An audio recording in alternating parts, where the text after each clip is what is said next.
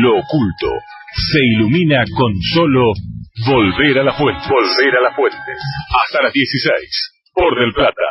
La Sala Sexta de la Cámara Laboral acaba de ordenarle a la empresa PepsiCo que reincorpore a una decena de trabajadores que habían sido cesanteados. Es una decena porque son ellos los que hicieron la acción, pero los alcances del fallo y sobre todo la letra del fallo lo hace perfectamente extensible al resto de los cesanteados en la multinacional alimenticia.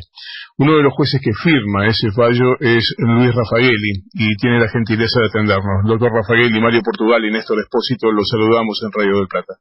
¿Qué tal? ¿Cómo están? Bien. Antes que nada le quería comunicar mi solidaridad con la situación que ustedes están viviendo y ojalá que pronto puedan superarla. Doctor, no se da una idea de cuánto se lo agradecemos. En serio, no se da una idea de cuánto se lo agradecemos.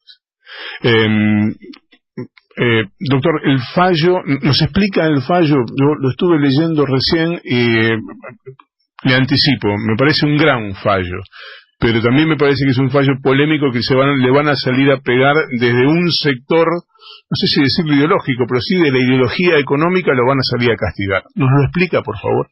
Bueno, mire, es sencillo. Primero hay que aclarar que se trata de una sentencia interlocutoria, para que el público lo entienda. La sentencia puede ser definitiva.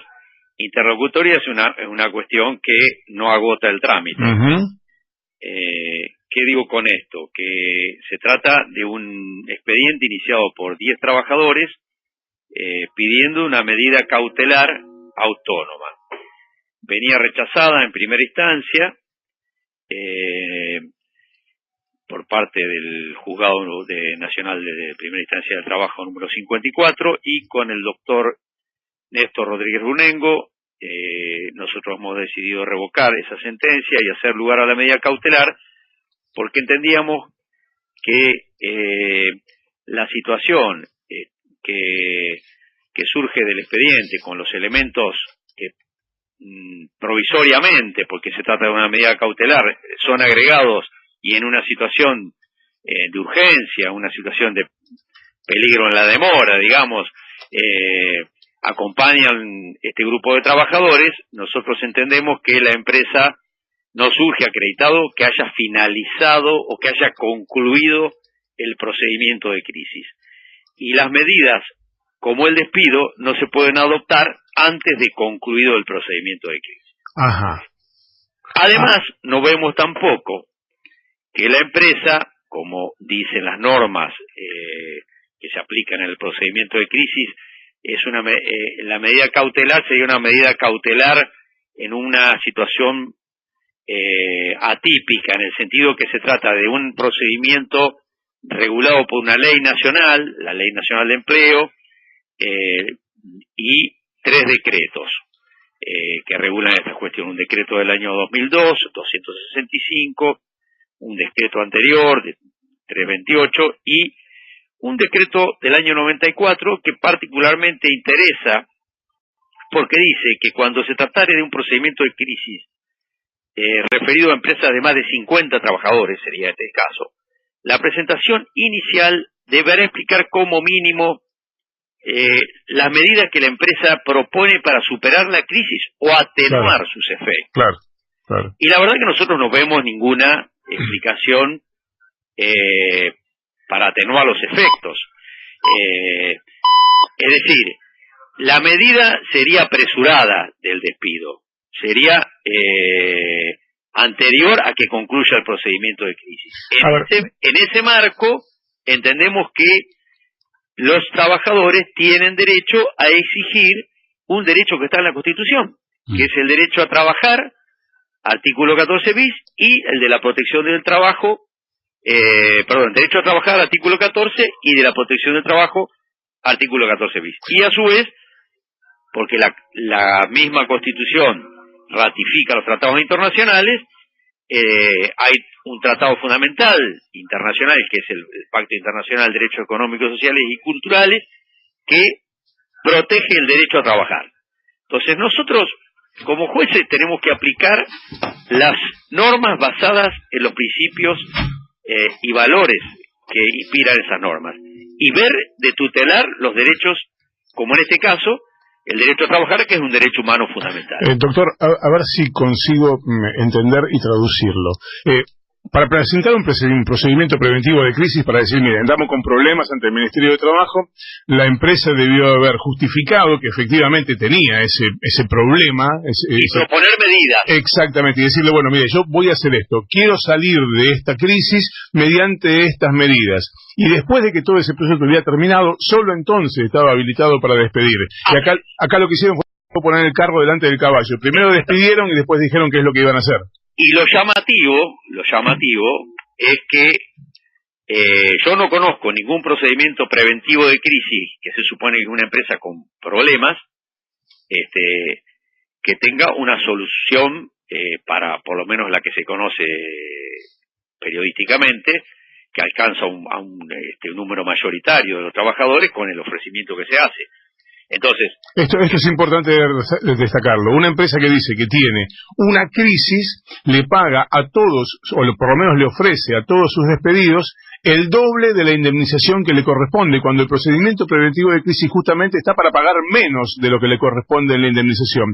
Así es, o por lo menos para decir, bueno, no podemos sostener una plantilla de 50 trabajadores, tenemos que sostener queremos proponer una plantilla de 30 trabajadores y a esos 20 le proponemos tal cosa, o queremos arreglar con el Ministerio de Trabajo a ver cómo los podemos reubicar.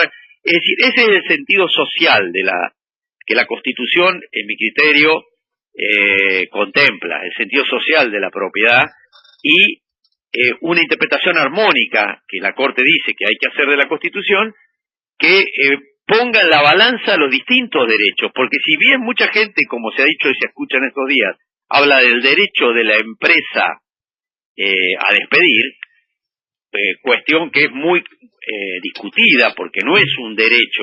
El despido es una ilicitud, si no, no habría una indemnización.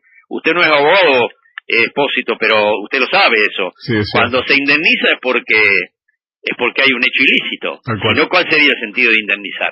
Entonces, corresponde aclararle al público, a la gente, que no es un derecho a despedir, es en todo caso una posibilidad que tiene la empresa, pero con una consecuencia.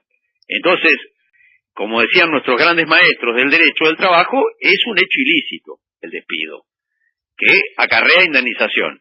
Pero bueno, dejado de lado ese debate, lo que es importante es tener en cuenta cuáles son los otros derechos en juego. Y el otro derecho en juego es el derecho al trabajo, porque como bien se ha dicho, el derecho al trabajo es un derecho del orden del ser. En la persona que no trabaja no es. Claro.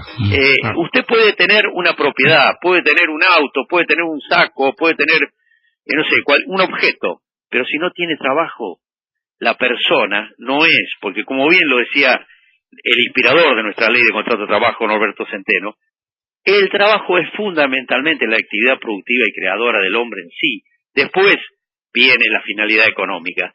Y esto no se está entendiendo. Lo que pasa es que esa es una mirada humanista que muchas veces... Y bueno, pero nosotros tenemos esa mirada.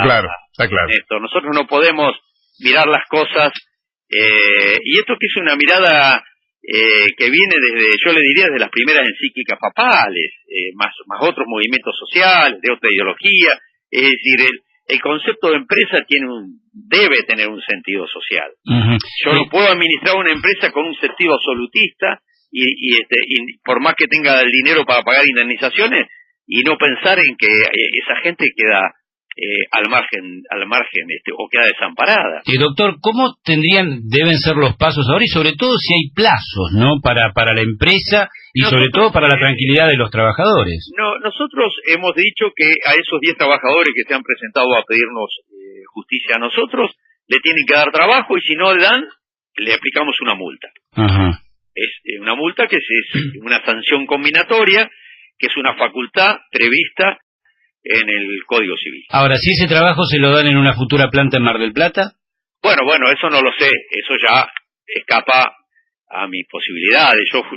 Yo me manejo de acuerdo a las constancias del expediente y es de suponer que se tendría que buscar una solución, uh-huh. Una solución satisfactoria, equitativa. Yo no no descarto que la empresa pueda tener problemas y razones para plantearse algún tipo de modificación, pero lo que hay que reconocer es que los trabajadores son parte de esa propia empresa, son parte del colectivo de esa empresa, y entonces no puedo resolver una parte de la empresa dejando de lado totalmente a la otra parte de la empresa, que es el grupo humano que la ha hecho crecer, que la ha hecho desarrollar. Aquí estamos hablando de los 10 trabajadores que han presentado este recurso. Esto, ya lo decía Néstor en el comienzo, ¿no? Esto se puede ampliar, por supuesto, a otra cantidad de empleados. Bueno, yo creo que debe haber otras acciones. Por supuesto, todos están en su derecho. Claro, los que han aceptado la indemnización ya han tomado otro camino, ¿no es cierto? Los que han aceptado la indemnización, supongo que ya, bueno, han consentido y han aprobado la conducta de la empresa, pero los que piden el derecho a trabajar, nosotros no estamos analizando los casos de los que ya aceptaron, estamos analizando los casos de los que nos dicen, yo quiero trabajar, y este procedimiento no se cumplió, el que establece la ley.